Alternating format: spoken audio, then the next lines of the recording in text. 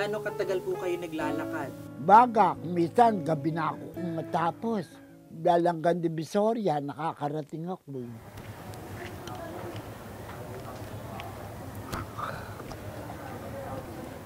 Yung party na yan ang nakakahiya.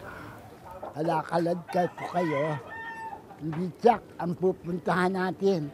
Dahil para akong naglalakoy, para ba akong mag-iista na. O yung kitinda ng puto na sumisigaw. Ako, ang kaibahan ko nga lang, hindi ako sumisigaw.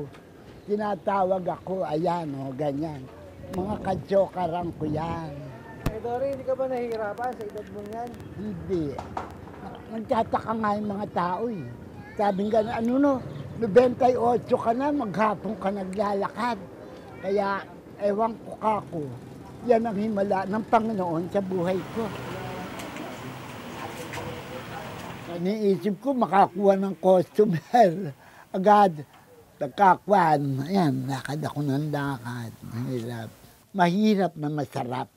Masarap pagka kumikita ka. Mama, di ka ba pakukulot?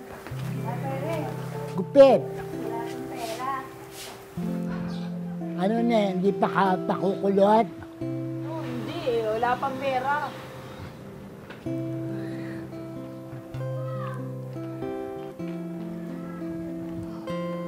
Oo na! Gupitan na kita.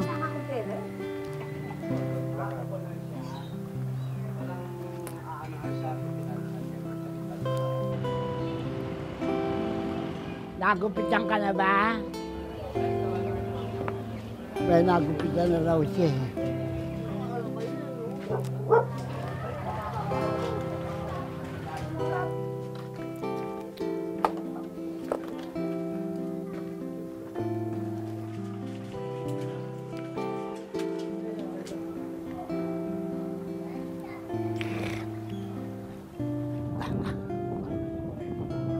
Kahapon, nakaisang kulot lang ako.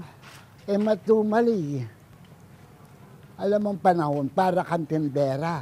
Merong araw na mabili, merong araw na wala, merong araw naman konti lang. Kahapon, alam mo, kinita ko konti lang. Panggamot lang, 200 lang. Ano, kulitan na kita. Halika na. Sasalang ko lang. Ha? Oo. Sige. Ilan po kayong magkakapatid? 15. Pangalawa sa panganay.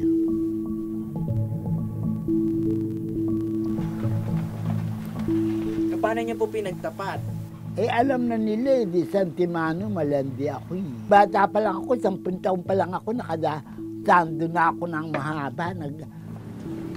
Eh, mangyari nga, mga kapatid ko galit sa akin. Ayaw nung ganun sitwasyon na bakla ako. Hindi matanggap nilang may kapatid silang bakla. Pagod na ako. Tama na, tay. Sabi ko na sa'yo. Tama na, tay. Tama na, tay. Ikaw, pagka hindi ka magpapaka lalaki, patuloy kong gagawin sa ito! Tama na. Minsan kung paluin ako ng sentro, tinatamaan ako sa bayan. May anak akong bakla! Walang hiya ka! Yung pinarusahan sila ng ama, lahat ng mga gumugulpi sa akin. Patay silang lahat.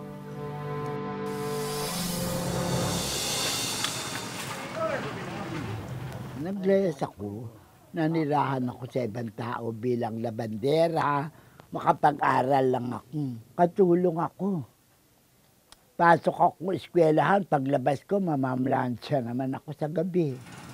Sabi ko, kung di ako maglalayas, hindi ko matutupad ang pangarap ko na ginawa ko, nagpaalila ako sa ibang mga bakla na may parlor, katulong hanggang sa matuto ko.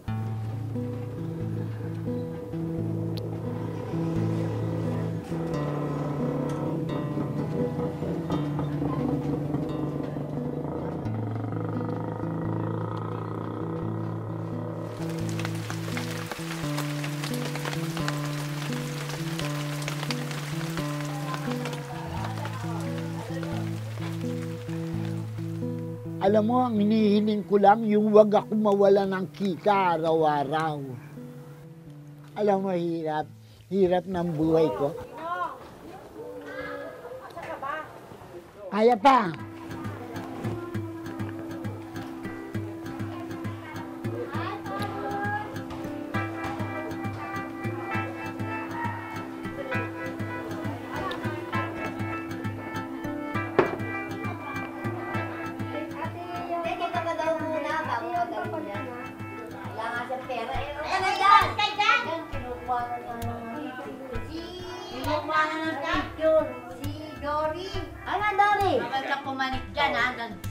Siya naggugupit sa nanay ko. Nanay niyo pa po ang customer niya. Oo. 98 na to eh. Nanay namin. Ilang taon na po kayo? Ako, 64. Yung nanay namin namatay, 80. Anong kakukuha yun?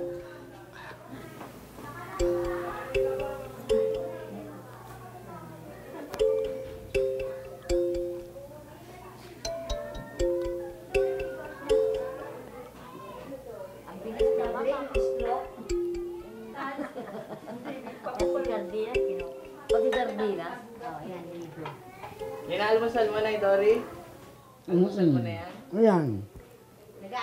Hindi kasi itong bahay nito parang hindi iba sa akin. Pati yung nanay nila, ako nagugupit.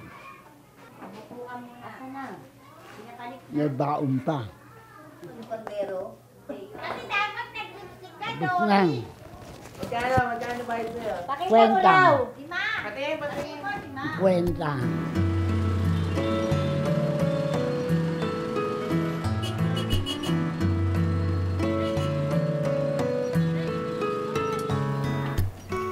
Ayaw mo magpahinga?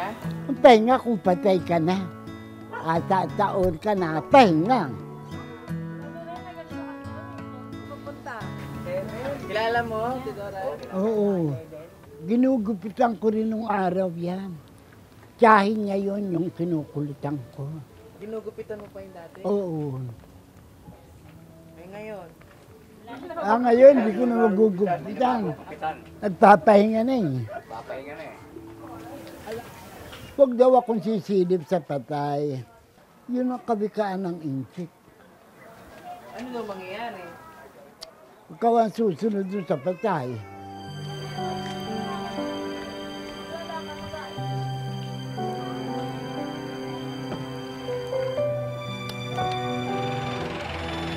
Miski na konti kumita ako, tama na. Kasi yung kapatid ko, binibigyan ko yun ng matandang babae.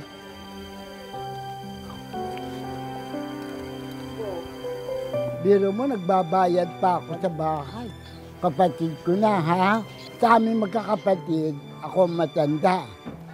Kaya, siyempre, matanda ka, papasensya ka, maski na anong gawin sa'yo, di ba? Magkano renta mo doon? Ha? Magkano upa mo? 1.5.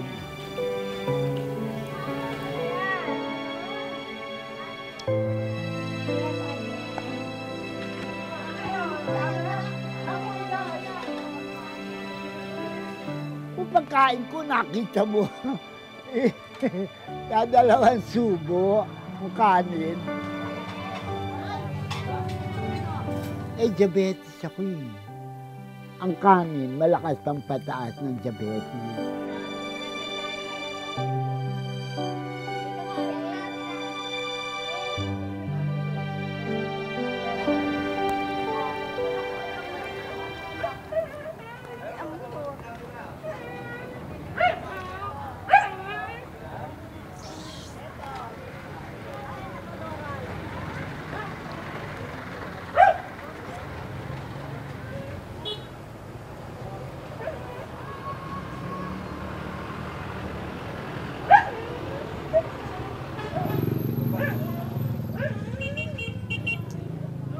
Alam mo sa Biblia, wala namang bakla. Kami mga isinumpa ng Panginoon. Nakalagay sa Biblia eh. Kami ang tatak ng sumpa. Miskin na yung tomboy, bakla.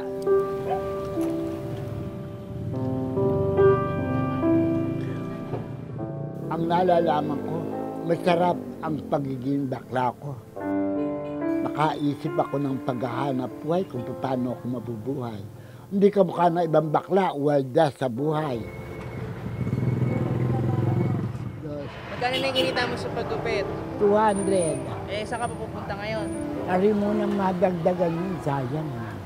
Kaya ko pa naman yun.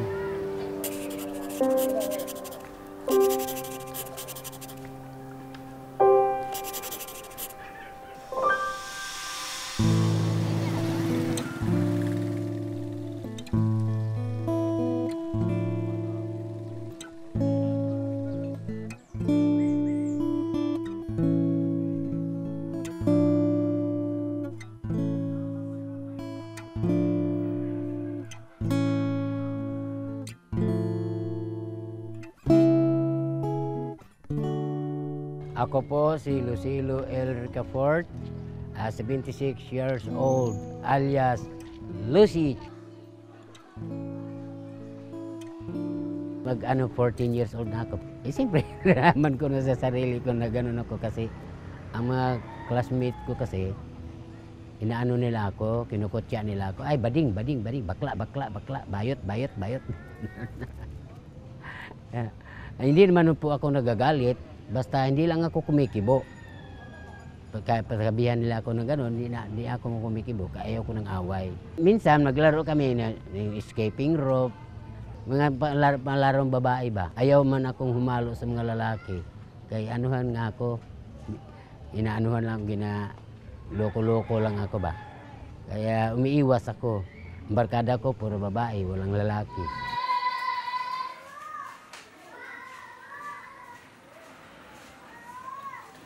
Sa Cebu po kami, sa Balamban, Cebu. Sa 9 na pamilya, ako po yung ang pampito. Mula sa panganay, sa bunso. Ako ang pinakabunso lalaki. Ang tatay ko po ay kargador, yun ang ikinabubuhay. Ngayon po, yung nanay ko naman ay nagtitinda sa palengke ng mga gulay.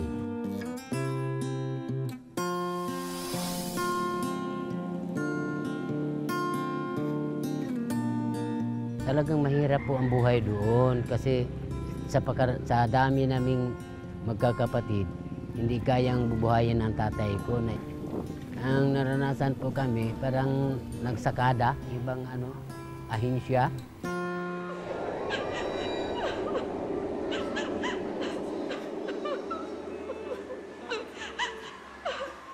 Para kami ikinulong sa isang bahay sa ahinsya na tapos mayroon lang kumukuha ng katulong o boy, parang palalabasin lang kami para pagpipilian kung nagugustuhan kami.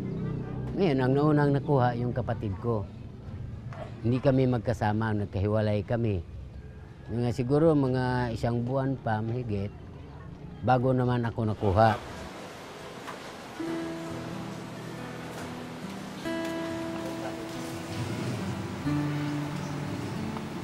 Hindi ko lang alam ang trabaho ng kapatid ko, kung anong trabaho. Pero ako, ang trabaho ko ay medyo malaking bahay yun eh. Tagalinis. Mga limang kubeta, parang opisina. Doon ako nasadlak.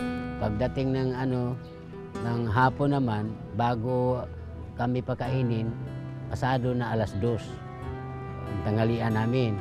Ngayon, saka naman, pagkatapos namin kumain, madali pa kami pagpakain, tapos balik na naman kami sa trabaho namin. Mahirap talaga po, pero tiniis ko po yun.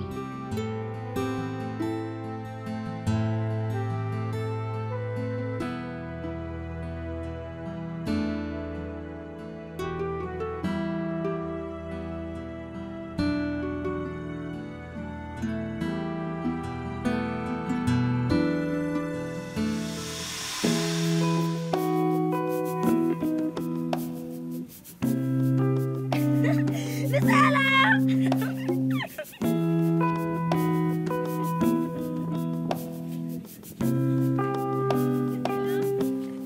Bagay mo sa akin? Ewan ko sa'yo. Ay, pinag-ipunan ko pa naman to. Pero alam mo, may regalo ko sa'yo. Eto. Talaga? Bagay na bagay sa'yo. Ang gwapo-gwapo mo. Ang gwapo-gwapo mo talaga, oh.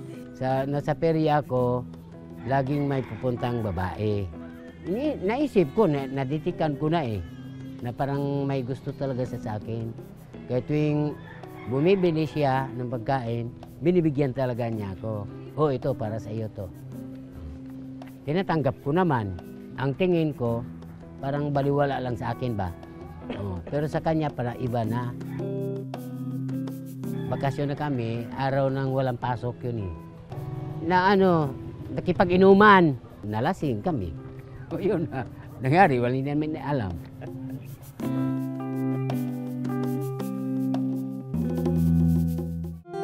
Pagkatapos na noon, hindi na kami nagkita.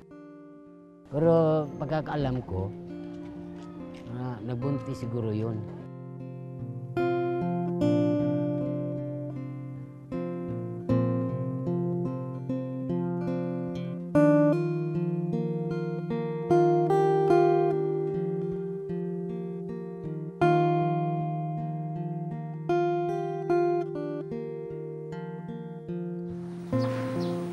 Sinabi pong lilipat kayo dito, pumayag na lang kayo. Pumayag na kami, kaya masyado mga ang initiative, parang nananakot ba. Sige, pag ayaw ninyo, maubusan kayo ng lokasyon, sabi. Pagdating namin dito, wala namang mga trabaho, hirap ng buhay. Nga kami. Nakikitira ako sa pamangkin ko ngayon. Dahil sila naman po ang magbabayad sa bahay.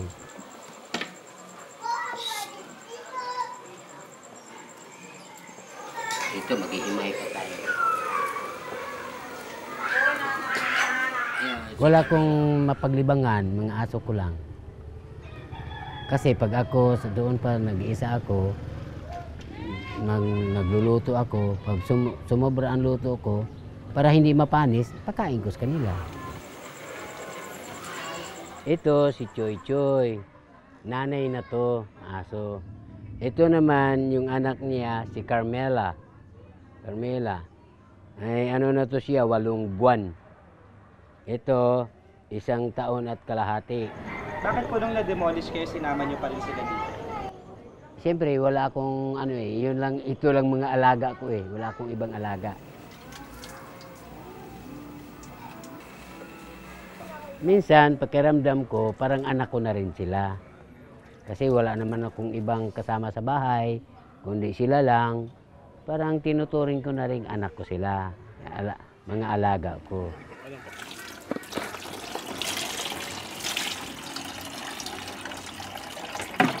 Bali, isa kong aso ay naiwan sa nabutas kasi ayaw sumakay sa truck, natatakot. Oh, gusto ko na sana nandito rin siya para maalagaan ko.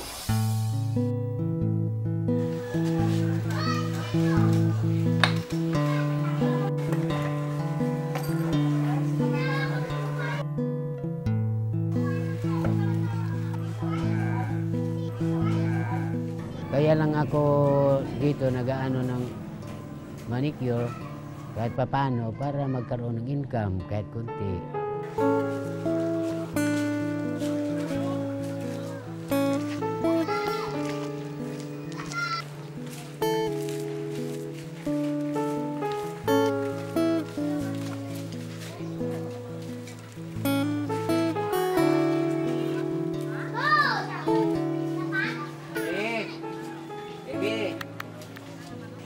Uy, kumusta na? Hindi, 40 lang naman eh. Ito, 40. Paarin, 40. Ay, minsan yung iba, kamay lang. Minsan yung iba, paa lang. Kaya ako hanggang tumanda na ako ng ganito. Minsan nagkakatulong pa nga ako sa mga apo ko, anak ng mga pamangkin ko. Pag nanghihingi sa akin ng walang bigas, walang ulam, walang pagbaon. Pagka mayroon ako, binibigyan ko.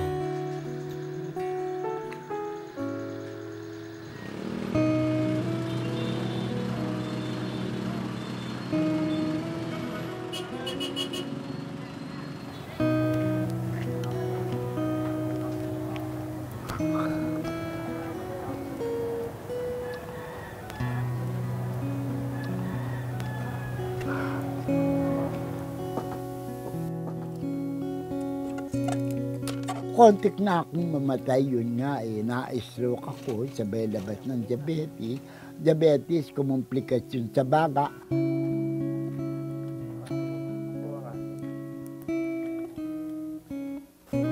Buti nakakabili ko kayo ng gamot ninyo. Awa ng Diyos nga Kumikita naman ako. Naghirap lang ako nung magkasakit ako.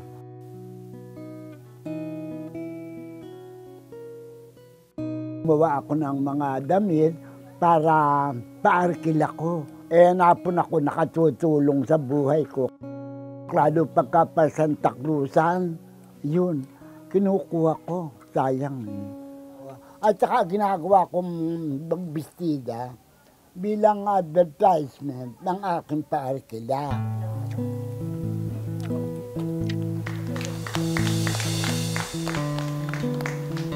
Bata pa ako, makanta na ako. Bakit po kayo kumanta sa mga club? Kasi nasasama ako, ganun, o nakukumbida ako, ganun. Ano po yung paborito niyong kanta? Yun nga, turista. Turista ang aking mahal na nobyo. Tinutulong lahat ang maibigan niya. Pati kami set ako'y na isang lana. Ayaw pang magtigil ng niya. Warak at butas ang bulsa. Ayaw pang magtigil ng aking nobyo. Pag di nagtigil ng katuturuyan, baka putulin ko ang niya.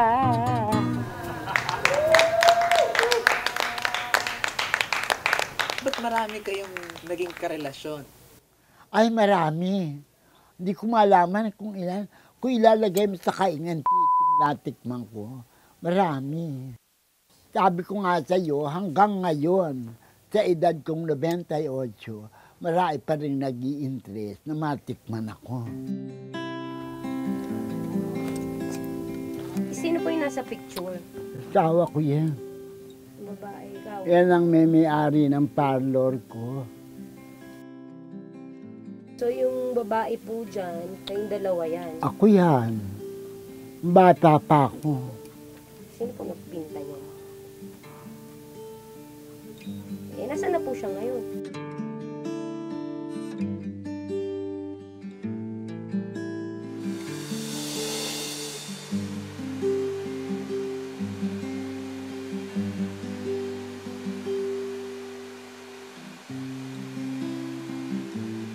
Sabi niya, Mami, huwag ka na mag-service, mag-parlor ka na lang. Total, marami ka namang customer. Ngayon nga, sabi ko, wala akong pan-deposit yun. Yan, mayayari yung kanto, kinuha niya, siya nag-deposit ko. Kaya malaking utang na loob ko sa buhay ko, yung pagtagumpay ko.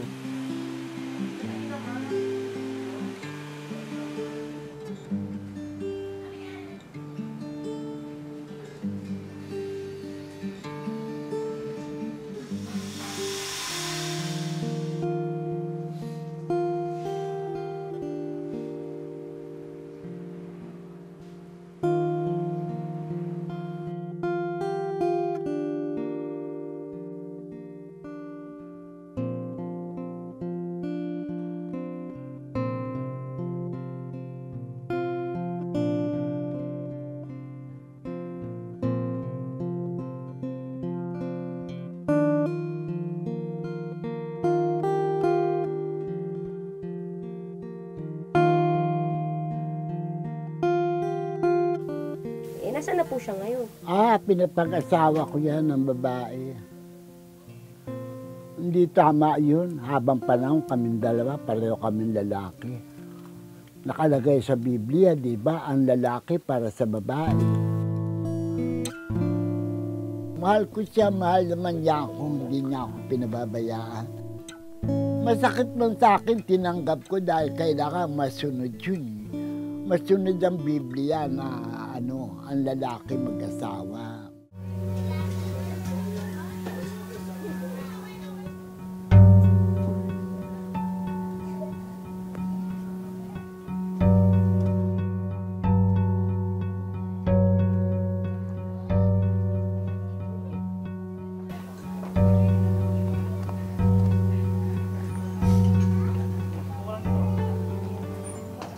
Ako po si Ramon Ramos po, tiga Tondo, Manila.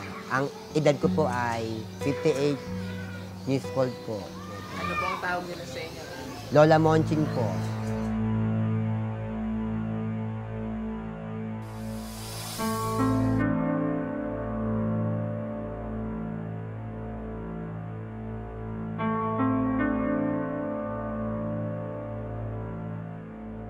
Pinagniya ko sa nanay ko sa bading talaga, nung araw.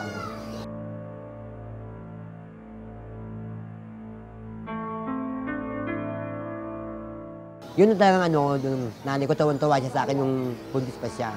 Tapos ang ginagawa nung tatay ko, kukuha ng kahoy, bulin yung bading, hanggang mahabong niya. Ganda-ganda, o yan. Paglaki ako, yan, ganyan na nga. So dati nagliliso ba ito talaga? Oo, mukhang mahaba buko nung araw.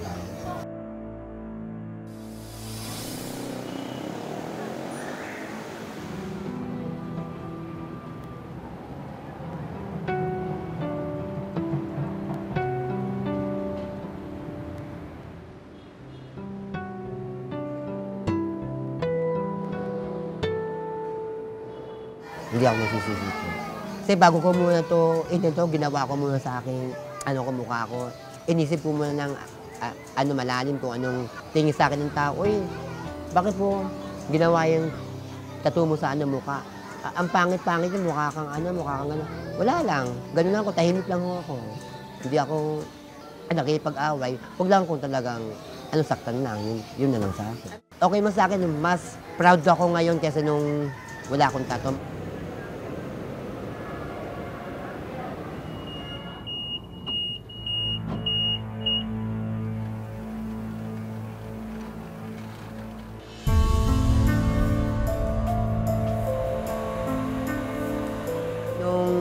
Buhay ko nung 14 years old noon, ginagawa ko noon every weekend noon, talagang ako, parang pick up ako.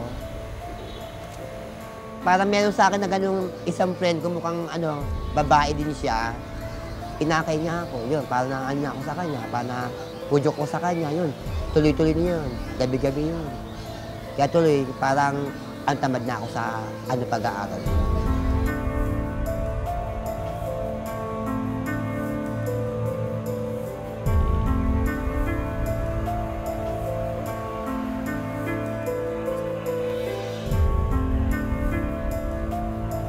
Kinikita ko nung dati, umuwi ako, minsan pinakamay na akong kita, 800 nun. Isang customer. Minsan nakakaano pa ako, minsan pag nakaka-3 akong customer, minsan nakaka-3,000 ako. Conforme dun sa customer namin. Tsaka yung, sinasabi namin, hi sir, hindi po kami babae, gay po kami, gay. Okay, no problem. Okay. O, yun. Pag uwi ko ng bahay, hindi ako nagbibigay ng pesa, nanay ko. Ang ginagawa ko, bumibili ako ng bigas, ulam. Basta yung ulam namin sa araw-araw, yun lang. Wala.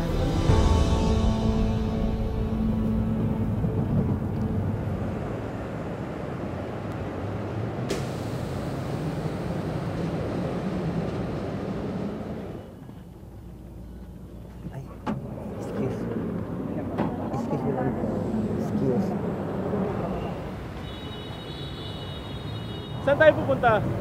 Tattoo shop ni Boss Ricky. Utusan niya ako bumili ng mga mga pagkain, kung ano ng mga hindi ko sana. Wala na, pagka uwi ko, tambay na ako doon, hanggang gabi na ako doon.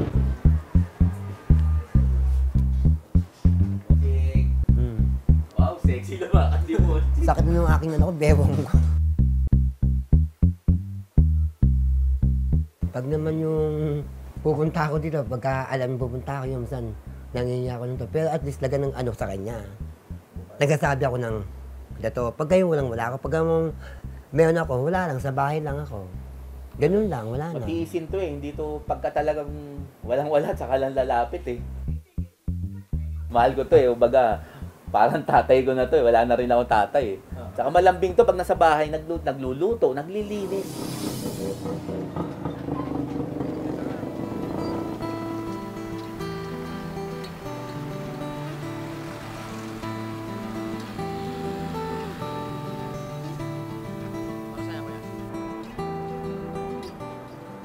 Ano ko po, nanay ko, ayan yung aking sister kong tomboy. Ano kayo bilang nanay? Ano reaction niya na puno ng Hindi mapigil siya. Pinabayaan ko na lang. Sabi nanay, talaga yun ang ano niya. Ano doon niya siya kay Ricky Santa Ana. Di sabi niya, akong ginagawa nilang model sabi niya ganyan. Wala. Pinabayaan ko na lang ang hilig niya Kaya ano siya. Okay na lang sa amin.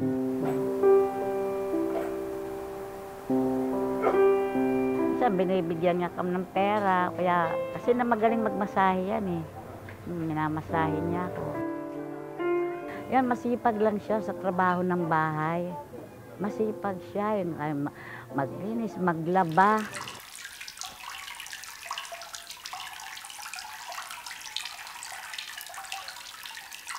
Yung maliit pa yan, yung araw. Makwan yan masyado siya maarte, mga ganyan-ganyan, kung ano-ano. Nakikipaglaro sa mga batang babae, yan. Ayaw magkipaglaro sa lalaki.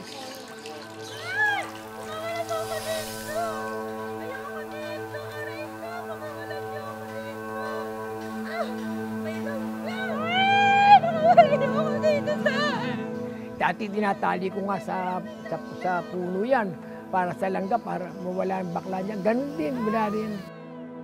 Para mawala yung bakla niya, ba't tumapang siya? Wala rin, ganun din. Hindi na maalis talaga. Hindi naman ako nagalit. Yan ang kumangkusa sa isip ko.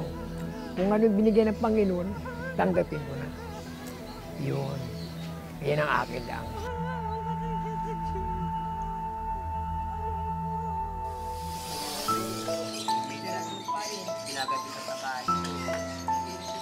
Mas mabuti na bakla siya, mas maganda pa kaysa lalaki, marumbado, baka ma-addict pa.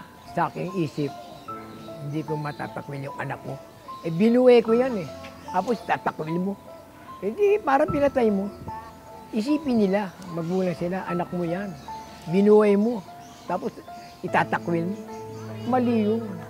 Ang masama, nagkukuha siya, salbahe siya, nagkikipag-away-away. Medyo konti pagagalitan mo naman. Umiwas ka na sa gulo. Yan lang ang akin. Yan ang pumapasaka anak ko yan.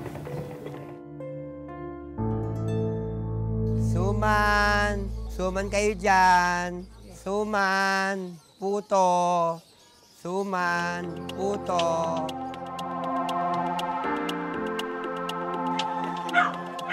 Hindi naman po kayo natatakot sa itsura niya? Ay, hindi naman. Kapit-bahay ko yan Sanay na kami dyan.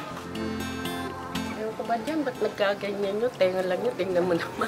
Nung primero, tatakot. Pero sanay na kami dyan dahil taga rito naman yan.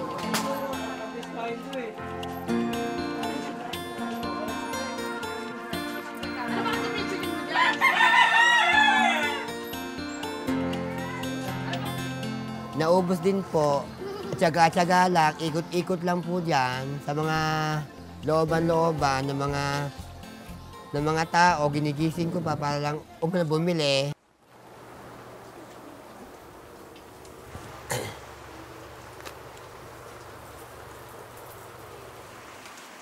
Magkano po yung kinita niyo lahat? Bali, 360. Magkano po yung puhunan? 300 po, isasave ko. Para sa SSQ sa loob ng isang buwan. Sa araw-araw yun. 30, 40, 50, 20, iba-iba yun. Hanggang makaipon ako ng 200.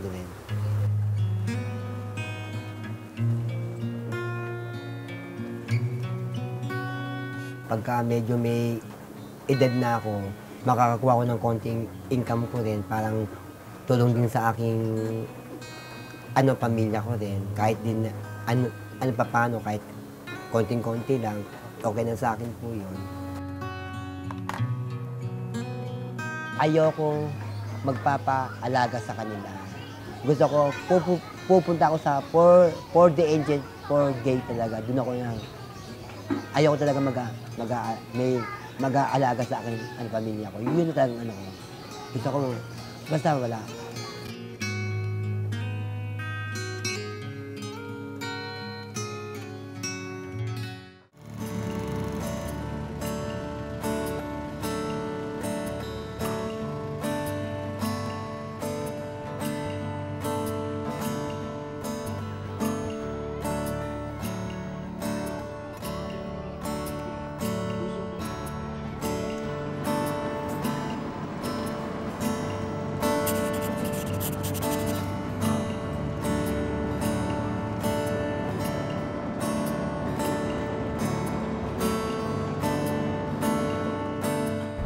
Pupunta ako ng Nabutas dahil susunduin ko yung aso kong naiwan at namimiss ko na siya.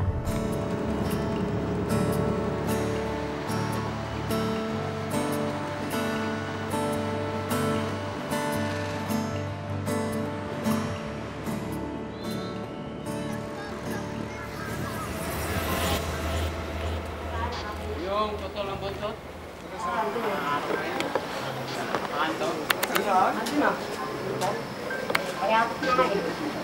Ano ba sabi? Nasagasaan daw. Si ano? Nasagasaan ba? Yung nakarampay yun. Sa gilid ng... Sa may basurahan. Doon? Wala naman ako kami nakitang aso doon eh.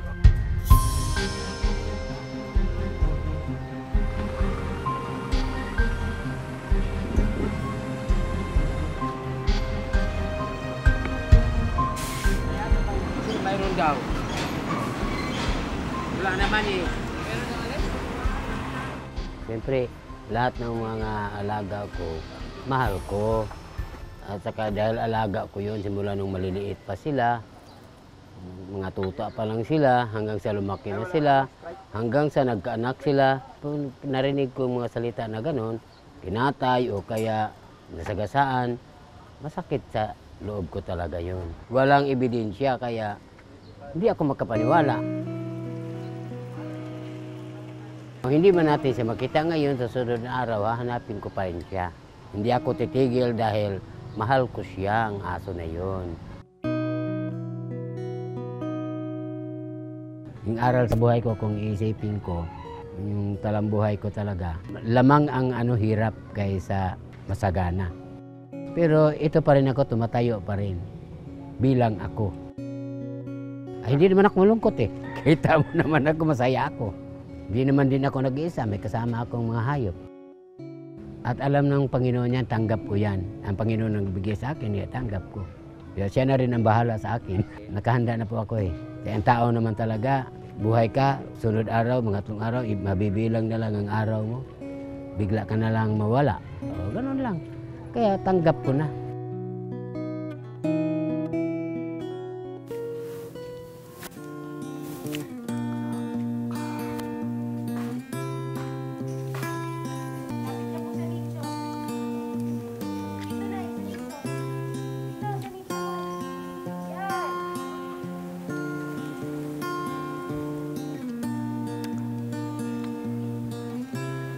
Pinagawa ko. May bubungan niyang ganun, may terrace. Para kung dadalawin ako, may sayawan siya taas. Wala na, nasirang pangarap, naghirap.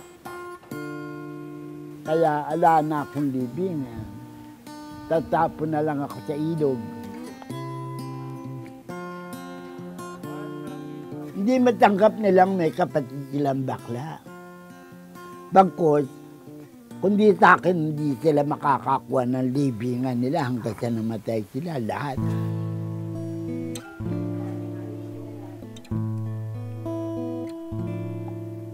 Magiging salot ang bakla kung walang nalalaman sa buhay. Kaya kapag kakapwa ko bakla at walang hanap buhay, mag-aral kayo. Miski na mag-manicure kayo, marunong kayo para hindi inaaglahi ang kanang mga bakla.